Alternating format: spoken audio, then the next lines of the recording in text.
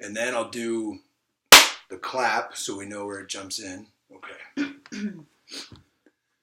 Hey everyone, this is Matt from the Who Goes There podcast for DreadCentral.com. I'm here with Alia, of course, and the homie Mitch Snyder, who's designed way more of our merch than I thought.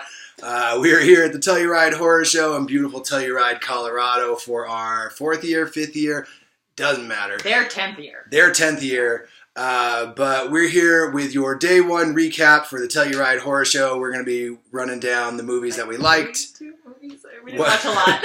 What we thought of them, and what we're looking forward to coming up. So, Mitch, this is your first time in Telluride. What do you think so far? It's beautiful. Yep. Everything is ran really well. I was surprised on how fast we were able to check in and get everything rolling.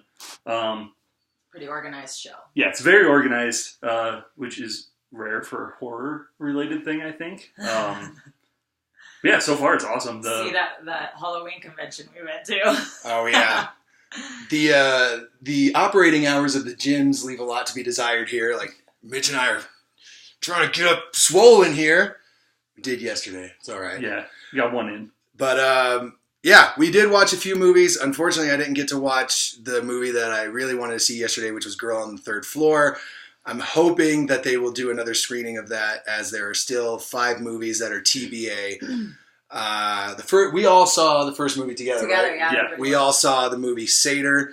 I can't remember the director's name right now, but what did you guys think of Sator? I think it's a movie. I liked it overall. I did agree with a lot of people that, that it was a little too slow in the middle. For me, I felt more like they dragged the mystery a little bit much and then didn't give you anything until the end. A lot of people also left that movie confused and with sort of different opinions on what really happened or was happening. That movie's just unique in and of itself because every aspect of its creation, Was how it was done. And the fact that it's the brainchild and the passion project of just one man. Yeah, he did it all himself. Yeah, the director, he wrote it, he directed it, he edited it, he did the soundscape for it, he built a fucking cabin for it. It was very minimal cast and crew for the entire thing. I mostly liked the movie when it was over, and then the director, Jordan Graham, whose name is Jordan Graham, did a Q&A afterwards, and honestly, sitting through his Q&A gave me a much greater appreciation for the film. You come to find out that you see in the credits, you see Jordan Graham, and it says directed by, written by, produced by, built the cabin, and cinematography, everything, yeah. And I mean, I'd heard from one of the programmers that he had done everything before. But it wasn't until he started talking about the process of making the movie. So he essentially shot all of the movie and then in post-production almost completely changed what the movie was about. I guess his grandmother in 1968 played with a Ouija board and met an entity named Sator, who she had said was her guardian angel for decades. Most of her life. And this was all real. This wasn't just plot of the movie. Yeah. It was included later, but it was added as a plot because it was a weird mix of real life, almost documentary, and fictional retelling of the events. And if you watch the trailer for Sator, there's an old woman who's speaking in it, and it feels really weird when she's speaking because she doesn't feel like an actress. She feels like she's just having a really casual conversation, almost like I said, like DVD extras. There's a reason for that. Right, because she's not an actress. She's actually, he said that a lot of the times he would just put the camera on his grandma, who's suffering from dementia now, and hope that she would start talking about her experiences with Sator. Those memories. Yeah. Right. And honestly, knowing all of that, knowing that it's real and that his grandma actually did what is the writing called? Automatic writing. Automatic writing. Knowing the real aspects of it made the film so much more impactful for me. You could tell he wears his influences on his sleeve a lot. He said that there's under the skin influence there. And there's a shot straight out of Under the Skin. Oh yeah.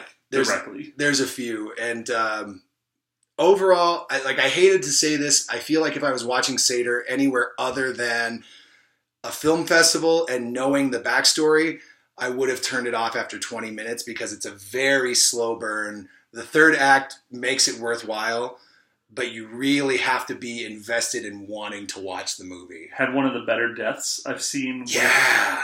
With practical effects, practical fire effects. That were done unsupervised also by him, like, with him, his mom, and a very good friend. It was like the girlfriend of the actor put out the fire. Yeah, like, I love my friends dearly, but the things he asked of his friends in this movie, I would never do.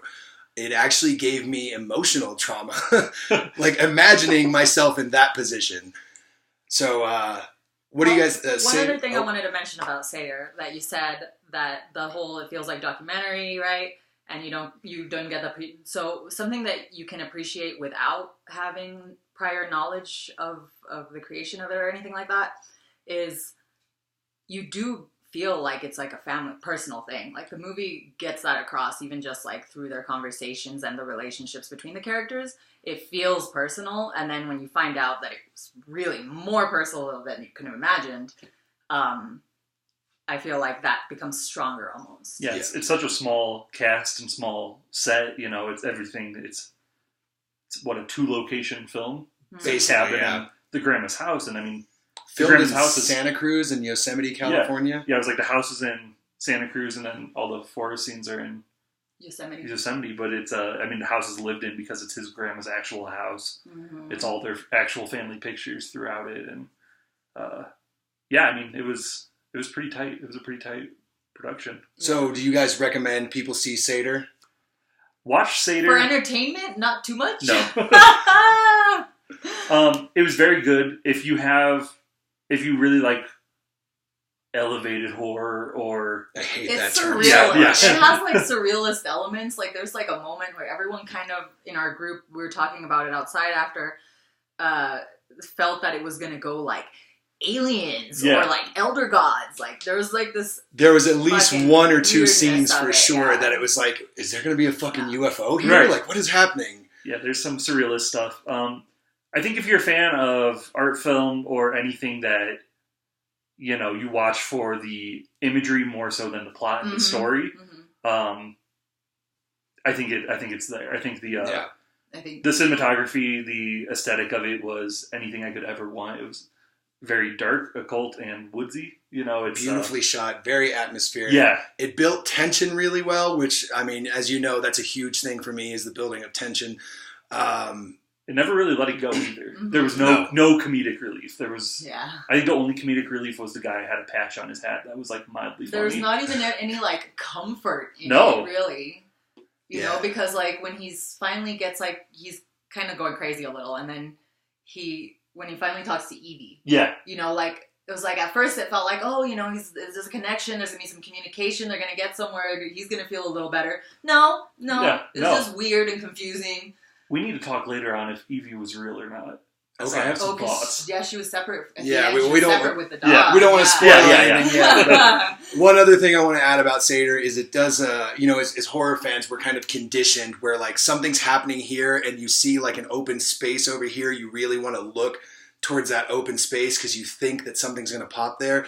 They did a really good job of misdirection. They know that as horror fans, we're going to be looking at one spot. I would even say he knows. It's all just one. Yeah. He knows. Yeah. But then there's nothing that happens there. But it's done so well that you're just convinced that there's going to be something. He's paranoid too. I'm super paranoid. Well, I mean, with like slow burn movies like this, there usually is that thing going on in the background. Yeah, there's just like the little like shadow moving or something. I mean, like with a dark song, like 90% of the scares in that movie is like a dog scratching at doors or barking in the distance. Where this didn't have any of that. You know, it was all the build up where you're like, okay, something's gonna happen over here, and we're gonna look over here, and none of those beats really pay off, which was cool. You know, they didn't pay off in the sense that it wasn't done well. It was done. It just, there was no like the scare wasn't there. It didn't take you where you were expecting to go there, which is arguably good. Yeah, it definitely let the dread really like settle with you, and you were in that moment expecting something to happen, and I mean, it never came. And one little thing I kind of wish I would have had a better like sort of feeling of of the main character's thoughts throughout the movie. Yeah, very limited dialogue. I don't think they say the first words until like 20 minutes in. And even those words are, I think it's just him talking to his brother. Almost no score, too. It took him a year and 3 months, something like that, to score the film. But he has no knowledge in music, no Yeah, he has no musical background. Yeah. There you go. But he did a really great job at the soundscape. Okay, so moving on from Sator, the next movie that at least Alia and I watched was After Midnight, the new movie from Jeremy Gardner and Christian Stella, the two responsible for The Battery, Tex Montana Will Survive. They also are alumni here at the Telluride Horror Show. Are they responsible for the Who Goes There podcast? Actually, no. We did The Battery as our first movie, and we do have an ongoing rivalry with Christian Stella. Fuck you, Christian Stella. Love you. So I'm going to go ahead and say it. I know this has only been day one of the horror show, but it's going to be really hard to top that movie for me. It hit almost every button for me. It's almost like a romantic comedy with horror elements, but as Brad McHarg, the festival programmer here, had said, Jeremy Gardner does a great job of writing relationships. There is a 14-minute long, like, just unbreaking shot that is really heartbreaking. And, like, the most real thing you're likely to ever see in a movie, because I've had that fucking conversation before. Yep. And it is brought back all those feelings too, man. I kept looking over at her. I'm like, damn, I wonder what she is thinking right now. Yeah, I was definitely, like, remembering, those times that we've had, like, these tense, like, very serious conversations where it's like make it or break it in a relationship. And, it's real. Yeah, I had all those feelings. I'm like, damn, am I a good enough partner? Like, am I enough for you? Like, typical Jeremy Gardner movie, though. Like, the dialogue is great. The whole film, is the conversations are very natural and funny. Like, all the characters have depth. They're really well fleshed out, and that's one thing that this movie had that I don't think Sator had, is you really feel a connection with these characters. You feel like you know who they are as people, like almost too much about them sometimes. Yeah, if something happened in this movie, you could easily be like, well, that's not how this character would respond, because you really feel like you know these characters. Henry Zabrowski from Last Podcast on the Left is in this movie, and to be honest, this is the one time I did not find him grating, completely annoying. He does a really good job. He's really funny, and he does a really good job of breaking up the tension in this. There are monsters in this movie, and the monster design is really great. Jeremy Gardner, it's gnarly for sure. As he did in The Battery, music plays a large part in this movie, and he keeps putting records on. And I thought at one point he was going to put on the song Anthem for the Already Defeated by Rock Plaza something that was in The Battery. And when he didn't, I'm like, okay, that's probably pretty good. That would have been a little cute. But then you get to see Henry Zabrowski do a karaoke version of that song later. And I was like, bravo. Good. You put that in there. That's what I wanted as a Battery fan. A little bit of fan service, but not like heavy-handed. Right. It's such a subtle fan service that it really makes you appreciate it. And then you got treated to Jeremy Gardner singing Lisa Loeb's Stay in its entirety. And I was very happy with that. I was singing along in the theater. It was really good. I honestly loved the shit out of this movie.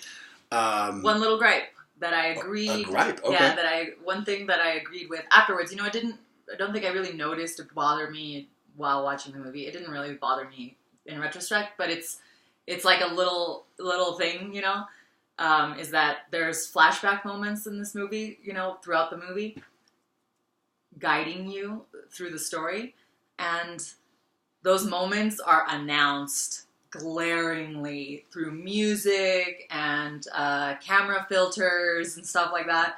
And I didn't notice it too much. It didn't bother me too much while I was watching it. But when a friend pointed it out afterwards, I was like, you know what? That is kind of like a little much. Like almost like fucking, almost like an Insta filter. Where you zoom in and it's just like the hearts and the glow and all. It's almost that like thick. So after we met up, after they saw the movie, they brought up that there was some debate whether it was a horror movie or not. Yeah. Right. So expect that. I would expect those questions maybe popping up in your head watching this movie. And I think a lot of it did a really good job of having the horror be side by side with the romantic and comedy and drama aspects of it.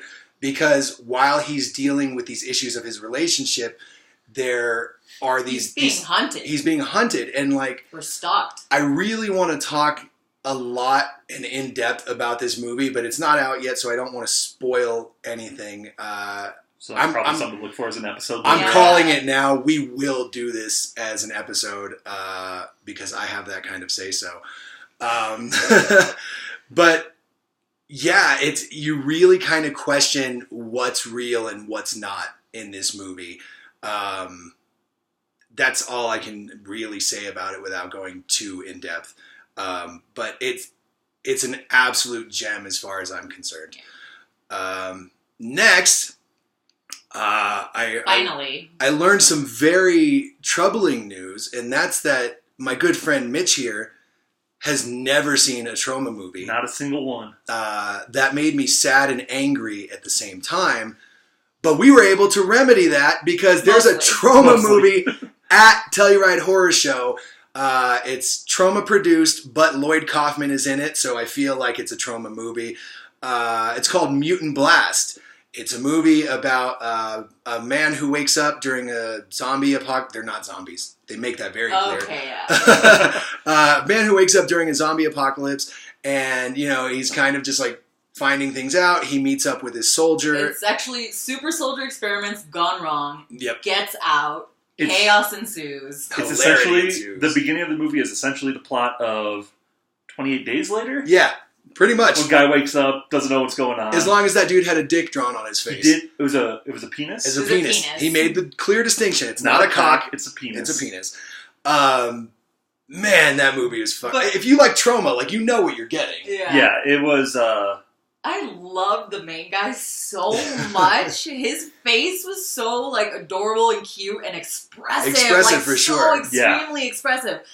That opening scene that I mentioned yesterday, I said it was my favorite. Like one of my favorite in the beginning. When he first wakes up and he's remembering the night before. Yeah. Like he wakes up to his apartment alone. Like he has the door to his room locked off with a chairs blocking it, and then he just gets up, goes around. He doesn't remember anything. He's wasted. Yeah. And little by little, the memories start coming back. He's having so much fun having the memories, and then he remembers what actually happened. His facial expression throughout the whole thing. He's just like having a great time. Yeah, I mean, know what's going on. There's a scene where he's taking a piss and he starts having these little like memories coming back of the night before, and he kind of just like chuckles to himself as he's pissing. And then even when he turns in the mirror and sees the penis drawn on his face, he's like, so amused he's having a great time. Yeah. Man, it's trauma. So you're getting blood and guts. You're getting silly jokes. There is like how many people get decapitated in this movie? Oh, at least 15. Yeah, and then another 15 people get their heads stomped. Yeah. There's like a talk about like a bukkake in it, and it's like you're getting all these irradiated jizz. Yeah, radioactive bukkake. It's fucking great, man. There's a Lobster Man. Real quick, the chemistry between the two leads is brilliant. Yeah, it was hilarious. They handled it really well. Dolphin Man from Citizen Toxie shows up because if you know anything about Lloyd Kaufman, when Lloyd spends money on something, he makes sure he gets his money worth. He's used the car flip from Sergeant Kabuki Man NYPD 4 times now, I think, because he's like, I spent too much damn money on it to use it once. So you see stuff that's being reused, but for me, like one of the standout parts is the Lobster Man. Jean-Pierre. He has a name. He's a French lobster who goes off on a ranting monologue about how dolphins are assholes. Dolphins are motherfuckers. And it's it's brilliant, and then it pays off. Like, Also, I want a side movie between. The best word you could translate into French is better in French. Like to hear it over and over and over. Hijo de put. I want to see a spin-off of Spanish. Jean-Pierre the Lobster and Dolphin Man, like just going at it. I don't know what happened there. Oh, screensaver, bitch. Oh, bitch. Hey, what if it stopped recording? That's what I gotta check. Oh shit. Riveting podcasting. Yeah, right. Yeah, that's what you get from the Who Goes There podcast. We're back. Oh yeah, We're back. Stop there. So yeah, Mutant Blast was incredible. It was a blast. It was a blast. Yeah. It opens with was cracking up. Oh yeah, it was nonstop comedic jokes. I mean, not even jokes; it's just gags. But it opens with a wide shot of a bodybuilder's back. Yeah, one of those guys that has to walk like this because his fucking lats are so big. It was, so I knew I was in for opening shot, it shows like this guy's back and Mitch turns to me and he's like, that's all I need. I'm in. That's it. I'm hooked. Sold. So that was definitely fun. I recommend that to everybody as long as you are into like silly, gory. Yeah, I mean, even if you're not, you might learn something because it has a message. It does. Yeah, it does. Unfortunately, we didn't get to watch Girl on the Third Floor starring CM Punk. I'm really hoping he acts better than he fights, and I will watch that movie at some point. What are you guys looking forward to today? Ooh. Anything in particular? I've heard great things about the Golden Glove. I've heard it's essentially a German version of Henry, Portrait of a Serial Killer. So yeah, I'm excited for that. I've heard that's really fucked up. We're going to watch Daniel Isn't Real today. That's going to be good. I feel like that might be a little out of my wheelhouse, but we'll get you through it. It'll be fine. We'll get through it. I do this for you guys, What else do we got today? We're going to watch Making Monsters. I spoke with the director of Making Monsters on the first night we were here, and just the way this movie was made, he said that a friend of his lives in LA and bought an old church. And it's like this beautiful, amazing church, but this guy does movie makeup prosthetics. So he lives in this church and he's just got body parts strewn all about it. And he called up the director and he's like, hey, you have to come shoot a movie in my church. And like, I have everything you need, but I want to act in it. And I guess the guy did a really great job acting. So he basically made this whole movie around shooting in this church. So I'm very excited about that. We're going to get to see Joe Bigo's VFW today. I'm excited for that. If we don't go see Porno. I was told that Porno has one of the most insane genital mutation scenes in cinema history. Okay. Mutilation or mutation? Mutilation. Porque no los dos. Yeah, porque no los dos. It turns into a that giant means we're rat. back in fucking Blast. Blast. So I'm kind of excited for that. Like, I really want to see genital mutilation just because that's... Especially on a theater screen. Yeah, watching people around you squirm. And it's like, oh, come on, But very excited for that. So that's day one recap for Telluride Horror Show. Mitch and I are still going to try and get our pump on if they decide to open any of these fucking gyms today. We will be checking back in tomorrow for the day 2 recap and preview of day 3. And unlike previous years, I'm pretty sure Alia and I will get the day 3 recap done. So once again, I'm Matt. Because he's not drinking. Yeah, dude, that's the hard part. That's the only reason. I do have a good amount of joints thanks to... I did buy a good amount of joints. Yeah, he's straight edge. Like, that's the great thing is he's like, they have recreational weed here. I'm going to buy you weed. How are you not going to buy weed when you can, legally? And I'm like, I'm not going to tell you not to. You lost your chance to, like, get everybody on a Never Have I Ever. Yeah. You just, like, lost it. Never have I ever bought weed. I have bought weed. Yep. But not in a fun way. Yeah. Like, this was like walking into a place and just being like, I don't know what the fuck I'm doing. Just give me some weed. And they were like, here you go. He's like, it smells magical. Yeah, it was incredible. The whole place smelled like weed. They had like a bunch of different stuff on the counter that you could smell all the like dumb fucking strains, flavors of weeds. And so that was fun. Yeah, so we will be checking back in. Plant. Yeah. We will be checking back in later. We will try and get our homie Hans in here to tell us about Girl on the Third Floor and also the creature feature shorts that he watched today. We did see Joe Bob Briggs the other day. I didn't bother stopping by his thing because... it's late. It was late. We were tired. So, yeah, if you are in Telluride and you see this face or this face, come say hi, and we have stickers, we have koozies, we have pins, we have all kinds of cool shit. So this has been Matt for the Who Goes There podcast for DreadCentral.com, for Alia and Mitch saying thank you for watching, and tune in for day 2. Saw, dude.